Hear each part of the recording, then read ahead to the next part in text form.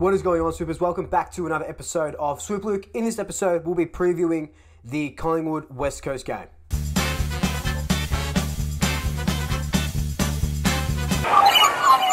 Just before we jump straight into it, be sure to follow me on all my social media accounts, Instagram, TikTok, and Twitter, all Swoop Luke. If you are a new Swooper, welcome. Thank you so much for joining us. Be sure to hit that subscribe button, hit that notification bell, and if you are a returning Swooper, welcome back. Thank you so much for rejoining us. Let's just jump into this preview. Going into this weekend's game, obviously it means more to West Coast than it does to us. They're sitting 7th. They need a win to solidify or try to solidify a place in the top 8. They've won 2 of their last 5 games. They got smashed by Sydney. Not even lost to Sydney. They got smashed by Sydney. They lose to North Melbourne a couple of rounds ago, but then beat Adelaide and then beat St Kilda. With us, we know 1 win in our last 5 games. Obviously, the Port Adelaide game and the Carlton game before that. But we beat Richmond by 16 points. So, I absolutely loved what I saw last weekend. We talked about it in that previous preview. We talked about it in that previous review. Just the kids coming through. It's just amazing to see and amazing to watch. And, you know, with the injuries that we have, some new guys coming in. We got Howe coming in. You probably have Will Hoskin Elliott coming in as well. Obviously, Pendle's going out.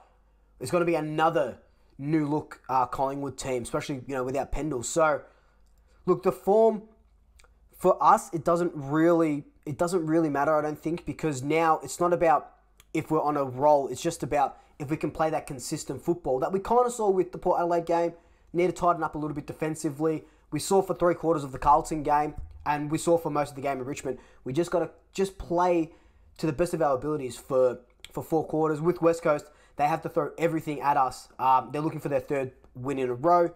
A loss to us, you know, at the MCG, it probably gives the other team sitting, you know, 9th to 11th that chance to leapfrog them into the 8. So a lot more is on the line for them than us. So the last time we played the Eagles, it was this year. It was round 5. They absolutely demolished us after a classic Collingwood good start. We kicked 5 goals in that first quarter. Then, you know, in the 3rd quarter, we kicked no goals to West Coast's 5 goals.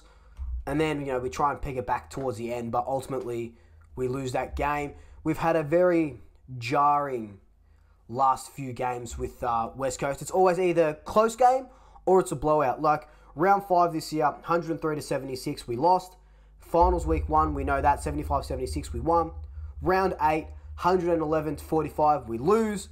Round 17, 2019, 77-78, we win. Round 3 in 2019, 76-98, we lose. So if you look at these games, not once do we score over 80 points in the last 5 games. We seem to be very evenly matched, but then there's some times where they just get off the hook. And we know who that is. We know it's Josh Kennedy. If it's not him, it's Jack Darling. If it's not him, it's Vardy.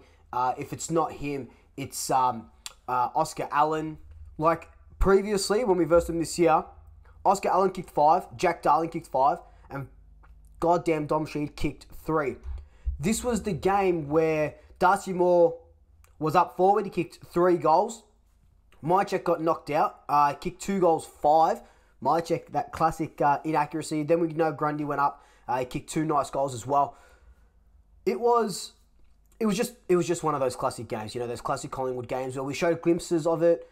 Buckley wouldn't push Darcy Moore back. He persisted with him up forward. And then, you know, Allen and Darling kick 10 goals between them, which is absolutely nuts. A couple of things that I do want to look at is West Coast are the number 1 ranked team in kicking and marking. So that just tells me, you know, it was the same for Gold Coast a few rounds back. Oh, well, more than a few rounds back now. But anyway, I digress. They love to control the ball. And especially when you've got Nick Nat feeding these guys, you know, amazing clearances, that first opportunity, they are going to kind of strangle us, spread that zone wide. They'll chip it around. They'll reset. Adam Simpson has got them playing, you know, a decent game plan. Obviously, you know, they're 7th, but Still, they play really well, especially that kicking and that marking style. We have to apply insane amounts of pressure, especially coming out of our attacking 50. If they get the ball there, we know what's going to happen. We're going to bomb it long. They're going to have Barras. They'll have whoever else, McGovern, just marking the ball and taking it off us. So we've got to lower our eyes. We can't give them that much possession again. Like if you look at their week, their round last week, they had 45% time possession and St Kilda had 39%. So they had more of the ball. They were leading the whole game. We have to take the ball off them. But in saying that, we are ranked 15th in tackles.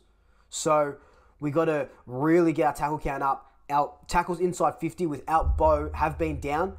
They have got to exceed expectations if we're to have a shot whenever we get the ball inside our 50.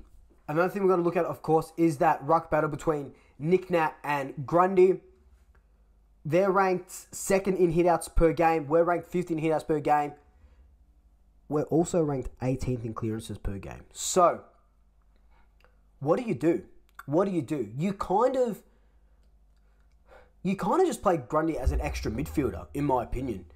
You know Nick Nat is... Look, Grundy can win the hitouts. Grundy can beat Nick Nat. But what's the point if it's not going down to any of our players? So you kind of have him, competing in the ruck, but then bang, he has to get those clearances. You know, he's averaging a lot of clearances, Grundy. I think the other week he had about 7 or something ridiculous worth of clearances. So play him as that extra midfielder like he does anyway.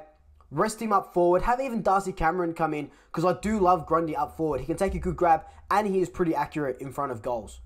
And not really a key matchup, but I just can't wait. Look, I know Jeremy Howe should be sitting out the rest of the season just to get him ready for next year, but it's going to be amazing. This was the game, earlier this year where he did that, that knee injury again, or hamstring, or whatever it was. So it's going to be great seeing him back. My predictions and big call. How our team is going, or how both our teams have been going in the last 5 rounds versing each other. Big win to West Coast, 1 point to us. Big win to West Coast, 1 point to us. Big win to West Coast. You see the pattern I'm doing? I'm going to tip us again by 1 point against the Eagles. My big call is that Ginnivan will finally kick his debut goal and he'll kick 2 goals. Anyway, guys, this has been my quick preview of the game. I'm doing it very early. Be sure to look out for my next video, which will be me talking about who I think should coach us in 2022. So that'll be dropping sometime this week. But until then, like, comment, subscribe, take family, take friends, stay best, and until next time, double checkers. I'll see you later. Ooh la la. Another thing we're going to look at as well is that ruck battle, of course, Grundy versus Nick Nat.